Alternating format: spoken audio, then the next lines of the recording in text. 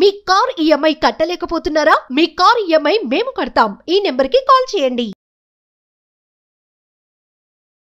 నమస్తే, welcome back to Suman TV. నేను మీ సంజయ్. ఈరోజు మనతో పాటు ఉన్నారు సైకాలజిస్ట్ మరియు మోటివేషనల్ స్పీకర్ విజయ్ జక్కోజ్ గారు. సార్తో మాట్లాడి కొన్ని విషయాలు తెలుసుకుందాం.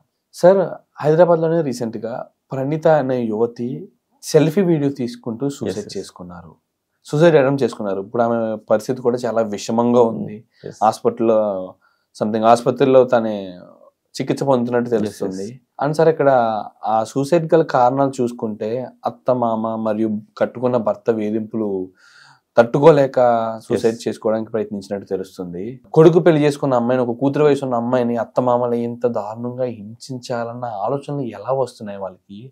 అసలు ఒక సాటి మనిషిని ఇంత దారుణంగా క్రూయాలిటీగా క్రూరత్వం చూపించాలని ఎలాగ మనుషుల్లో పుట్టుకొస్తుంది? ఇలాంటి సిచ్యువేషన్స్ ఎందుకు క్రియేట్ అవుతున్నాయి సార్? అసలు చెప్పాలంటే ఇక్కడ మీరు చూసుకుంటే అది లవ్ మ్యారేజ్ కూడా.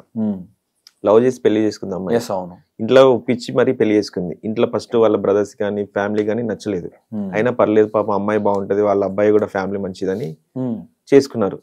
స్టార్టింగ్ లో ఎలా ఉంటదంటే, పెళ్లి అన్నప్పుడు మనకి ఏదైతే ఒక బొమ్మరిల్లి సినిమాలో ఒక జెనిలియా క్యారెక్టర్ తీసుకుంటే, అబ్బాయి అమ్మాయి అయితే ఏదైతే క్యారెక్టరిస్టిక్స్ బాగున్నాయని చూసి, అంటే తన అల్లరి గాని, తన నవ్వడం గాని, తను చేసే ప్రతి పనిని ఇష్టపడి ఇంటికి తీసుకెళ్తాడు, పరిచయం చేస్తాడు.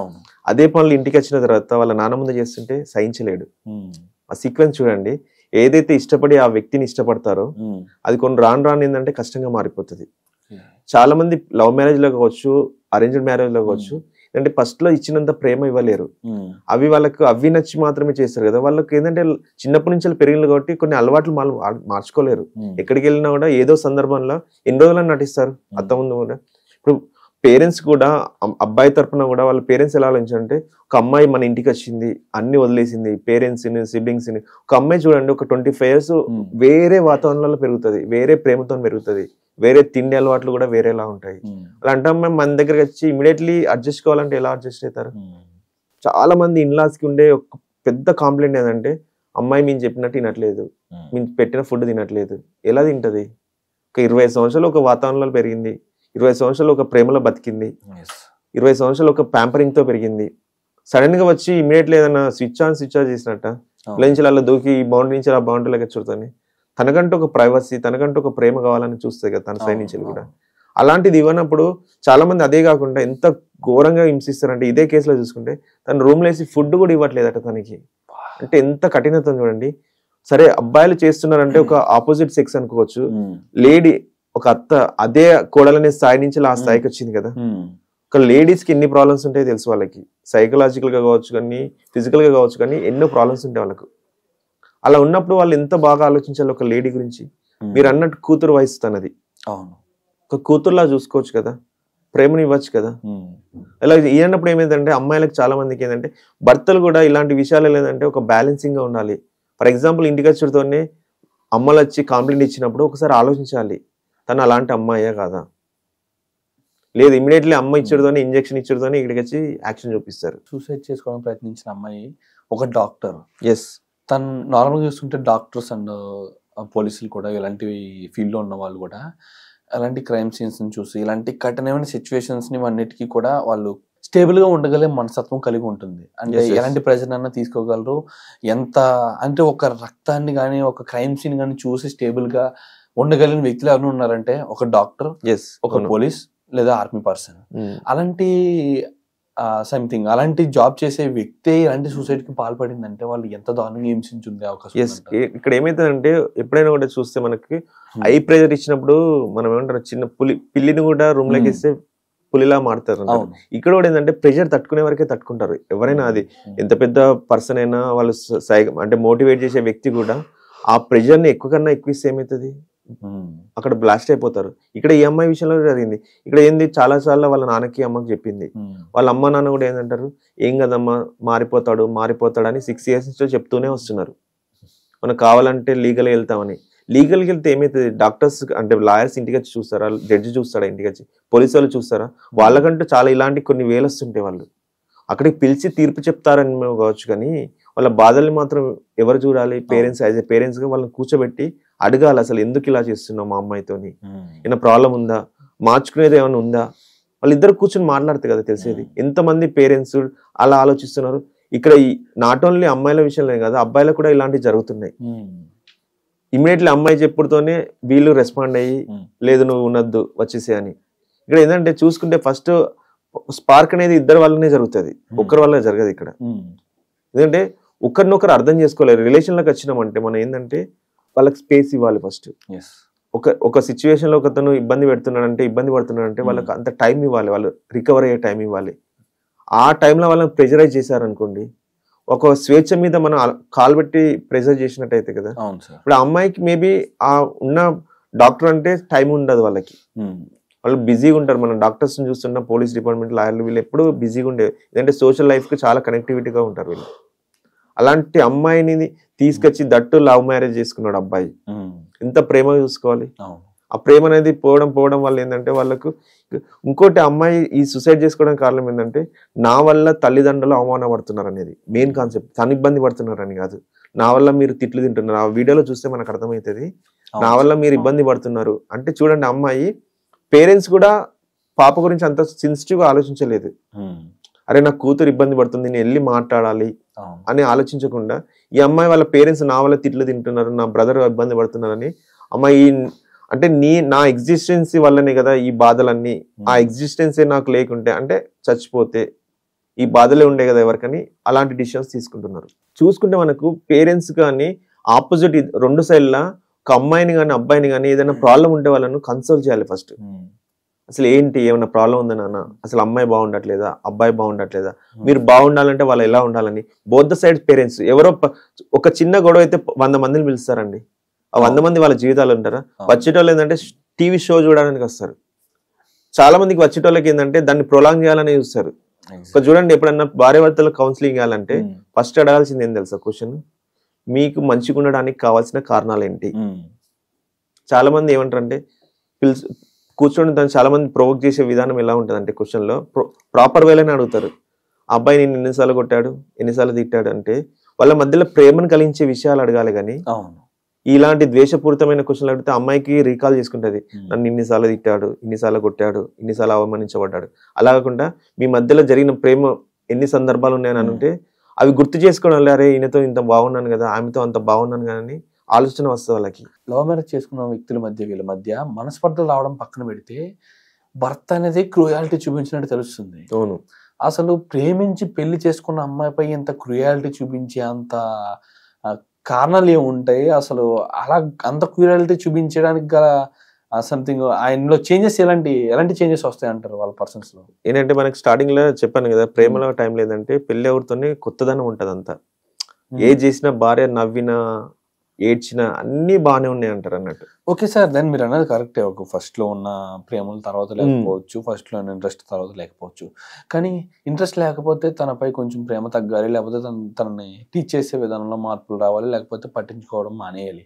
అంతేగాని తనని కొట్టడం, హింసించడం, మాటలతో బాధించడం, అసలు తిండి ఇలాంటి అంటే భోజనం కానీ పెట్టకపోవడం, ఇలాంటి సిచ్యువేషన్స్ క్రియేట్ చేశారంటే అసలు అంత క్రూయల్టీ గల కారణాలు ఏముంటాయి? ఏదంటే ఇప్పుడు ఒక వ్యక్తి ఏంటంటే ఒక స్టెప్ నుంచి ఇంకో స్టెప్కి వెళ్తున్నారు. ఎలా అంటే సైకలాజికల్ గా నేను ఇబ్బంది పడుతున్నా అమ్మాయితోని, అలాంటి ఇబ్బందిని ఆమెకు 10 రెట్లు అందించాలి. అంటే ఆమె తిట్టడమో కొట్టడమో. ఫర్ ఎగ్జాంపుల్ ఒక వ్యక్తికి ఇబ్బంది పెట్టాడు అంటే ఏదో రకంగా మేబీ దెబ్బ తాకింది అనుకోండి, ఆ వ్యక్తి అరే పొరపాటున తాకిందని అనుకుంటే అక్కడితో ఏ ప్రాబ్లం ఉండదు. వాళ్ళిద్దరి మధ్యలో మంచి బంధం అనిపిస్తుంది. ఎందుకు అరే నా వల్ల పొరపాటున తాకినా వాంటెడ్ తాకినా కూడా పాప ఆయన పాజిటివ్ తీసుకున్నా రిలేషన్ అనేది ఏమవుతుంది, బాండింగ్ పెరుగుతుంది. తన వల్ల ఇంకో 10 మంది పరిచయం అవుతారు. అలా బాండింగ్ అనేది స్మూత్ గా జరుగుతుంది. కానీ ఒక వ్యక్తి ఇబ్బంది పడ్డప్పుడు, ఇప్పుడు ఫర్ ఎగ్జాంపుల్ మీరు బండి మీద వెళ్తున్నారు, పొరపాటున మీరు బ్రేక్ వేయడం ఆగా గుద్దారు. ఆ గుద్దిన వ్యక్తి వచ్చి ఏదో రాంగ్ వర్డ్ అని అంటే మీ లోపల కూడా ఒక కోపం వస్తుంది లేదా? వాతావరణం అక్కడ ఏమవుతుంది, డ్రాస్టిక్ గా మారుతుంది.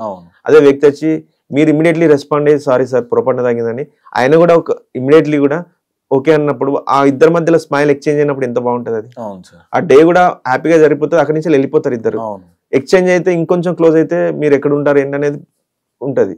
అలా కాకుండా ఈ మీరు అన్నట్టు వైఫ్ అండ్ హస్బెండ్ లో కూడా తనకు నచ్చని చేయొచ్చు, సమ్ టైమ్స్ చేస్తుంటారు. ఎందుకంటే వాళ్ళు పెరిగిన వాతావరణం వేరు కదా, వాళ్ళ బ్లడ్ వేరు, వాళ్ళు వచ్చిన ప్లేస్ వేరు, అన్ని రకాలుగా చూసుకున్నా అన్ని సంథింగ్ డిఫరెంటే కదా. తను చిన్నప్పటి నుంచి లేదంటే పొరపాటు చేసుడుతోనే ఇప్పుడు పెళ్ళి అనేది ఏంటంటే బంధంలా కాకుండా ఒక శిక్షలాగా అయిపోయింది.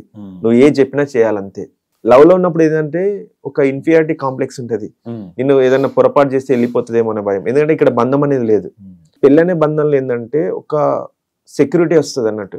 నేను ఏం చేసినా కూడా అమ్మాయి నాతోనే ఉంటది, భరించాలి, బాధపడాలి, నేను ఏం చెప్పినా నాలే. ఎస్పెషల్లీ మా పేరెంట్స్ని పట్టించుకోవాలి, మా అక్క చెల్లెలను పట్టించుకోవాలి. ఇలాంటి అన్ని దౌర్జన్యపూరితమైన మనస్తత్వం ఉంటుంది అన్నట్టు. ఈ తత్వం ఏంటంటే పెరిగిపోయేదంటే కొట్టడము, తిట్టడము, హింసించడం, తిండి పెట్టకపోవడం, నానా రకాలుగా. ఇంకా కొందరైతే ఫిజికల్ హెరాస్మెంట్ అంటారు, కాల్చడము. అసలు ఇలాంటి సంఘటనలు జరగడానికి కూడా కారణాల గురించి మాట్లాడుకున్నాం. ఈ సూసైడ్స్ కానీ హింసించడం కానీ. అసలు వీళ్ళలాగా వీళ్ళు కూడా అన్యోన్యంగా ఉండాలి అంటే వీళ్ళ ఆలోచనలు ఎలా ఉండాలంటారు పార్ట్నర్ పై? ఫస్ట్ థింగ్ ఏంటంటే ఇంట్లో పేరెంట్స్ అనేది బాగుండాలి. ఎందుకంటే ఎంగేజ్ లో చేసుకుంటారు. ఫస్ట్ థింగ్ మ్యారేజ్ లో చాలా మందికి లవ్ మ్యారేజ్ కానీ ఇది ఏంటంటే అసలు ఒక వ్యక్తి ఇంకో వ్యక్తి ఎలా ఉండాలనేది లేదు అక్కడ. అంటే ఈ వ్యక్తి నాకు ఇలా ఉంటే నచ్చుతుంది అనేది లేదు అక్కడ. టైం టు టైం చేంజ్ అవుతుంది. ఫర్ ఎగ్జాంపుల్ ఇప్పుడు మార్నింగ్ టిఫిన్ కావాలంటే ఏదో కరెక్ట్ డిటర్మిన్ గా నాకు ఒక ఉప్మా కావాలి, దోశ కావాలని కాకుండా నాకు ఇది కాదు అది కావాలి, అది కావాలి, ఇది కావాలన్నప్పుడు ఆ వ్యక్తి ఎదుటి వ్యక్తి ఎన్నిసార్లు చేంజ్ అవుతాడు ఒక వ్యక్తి కోసం. చాలా మందికి ఇప్పుడున్న వైఫ్ అండ్ హస్బెండ్ కావచ్చు, ప్రేమించిన వ్యక్తులు కావచ్చు, ఏంటంటే అసలు ఎదుటి వ్యక్తి ఎలా ఉంటే నేను బాగుంటాననేది వాళ్ళకి తెలియదు సీరియస్లీ. అసలు ఆ ఫస్ట్ ఫండమెంటల్ ని మిస్ అవుతున్నారు. దానివల్ల ఇంకోటి సెకండ్ స్టెప్ వచ్చినప్పుడు సరే పిల్లలు మేబీ యంగ్ ఏజ్ లో పెళ్లి చేసుకుంటున్నారు, పేరెంట్స్ కూడా వాళ్ళకి ఎలా చెప్పాలి, లేదమ్మా ఇలా ఉంటది లైఫ్ అంటే మీరు బాగుండండి అని ఒక మంచి తనంతో చెప్పాలి. చాలా మంది ఏం చేస్తారు, ప్రొవోక్ చేస్తారు. ఎస్పెషల్లీ ఏం చేస్తారు అంటే ఈ మధ్యలో పేరెంట్స్ ఎప్పుడుతో నీకేం తక్కువ, జాబ్ చేసుకుంటున్నా వచ్చేసాయి, ఇలా ప్రొవోక్ చేస్తారు.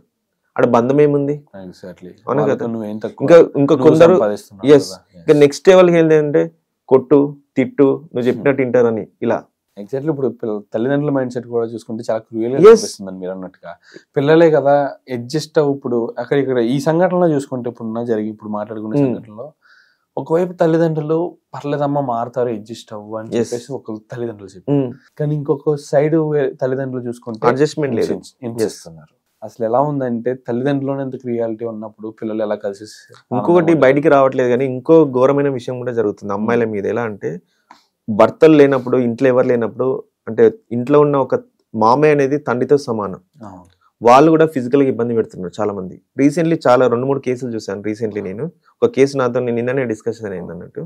వాళ్ళు భర్తలు లేనప్పుడు నాతో కూడా తనతో ఉన్నట్టు ఉండొచ్చు కదా అంటే, ఒక తండ్రి స్థాయిలో ఉన్న వ్యక్తి అలా అన్నప్పుడు ఒక అమ్మాయి ఏ విధంగా ఆలోచిస్తుంది, ఆమె బ్రెయిన్ అంటే ఒక మెంటల్ స్టేటస్ ఏ స్థాయికి దిగజారిపోద్ది అమ్మాయికి. ఎంత దారుణం సార్ ఇది. అది అలా జరిగినప్పుడు వచ్చిన తర్వాత భర్తకు భరించలేక ఇలా జరుగుతుంది ఫస్ట్ 2 సార్లు చూసింది, 3 సార్లు చూసింది, పదే జరుగుతున్నప్పుడు వాళ్ళ భర్త చెప్తే నా తండ్రి గురించి అలా మాట్లాడతామని కొడతాడు. ఆమెకి ఏం అవసరం అని అలా చెప్తుంటది. ఒకసారి ఆలోచించవచ్చు కదా అమ్మాయి సైడ్ ఉండి. ఇలా చూసుకుంటే రకరకాల కారణాలు ఉన్నాయి. కొందరు చెప్పుకుంటున్నారు, కొందరు చెప్పుకోలేక సూసైడ్ చేసుకుంటున్నారు. ఈ అమ్మాయి కొంచెం ఎడ్యుకేట్ అయింది కాబట్టి నేను ఈ ప్రాబ్లమ్స్ తో చనిపోతున్నాను, నా లాస్ట్ విషయం ఎందుకు పెయిన్, నా జీవితం ఎందుకు ఇలా అయింది అనేది సెల్ఫీ వీడియో తీసుకుంది. కొందరికి అది కూడా నాలెడ్జ్ ఉండదు. క్షణికావేశంలో నాకు వద్దు ఈ జీవితం అని చచ్చిపోతున్నారు. పిల్లల గురించి అప్పుడు ఏ ఆలోచన రాదు. ఎందుకంటే ఆ ప్రెజర్ అనేది ఒక రేంజ్ వరకే తట్టుకుంటారు ఎవరైనా కూడా. అంతకు మించి వచ్చిందంటే ఈ జీవితమే వద్దనుకుంటారు.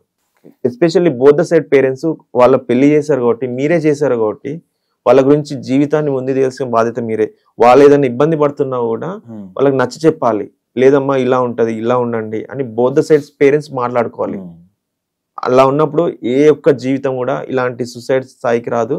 జీవితాలు కూడా సంతోషంగా ఉంటే వాళ్ళని చూసి 10 మంది మారుతారు. ఇక్కడ పిల్లల మనస్తత్వాలు కలవడం పక్కన పెడితే అక్కడ అటువైపు తల్లిదండ్రులు, ఇటువైపు తల్లిదండ్రులు మనస్తత్వాలు కలవాలి, వాళ్ళ మాటలు కలవాలి, వాళ్ళు ఇద్దరు ఒపీనియన్ కూడా పిల్లలు ఆనందంగా ఉండడం కావాలని ఒపీనియన్ ఉన్నప్పుడు ఖచ్చితంగా వీళ్ళ పిల్లలు అనేది హ్యాపీగా ఉంటారు, వాళ్ళ జీవితం కూడా బాగుంటుంది. వీళ్ళే ఇలాంటి గొడవలు కారణం అవుతున్నప్పుడు పిల్లలు మాత్రం. Thank you sir, thank you very much sir. Thank you so much.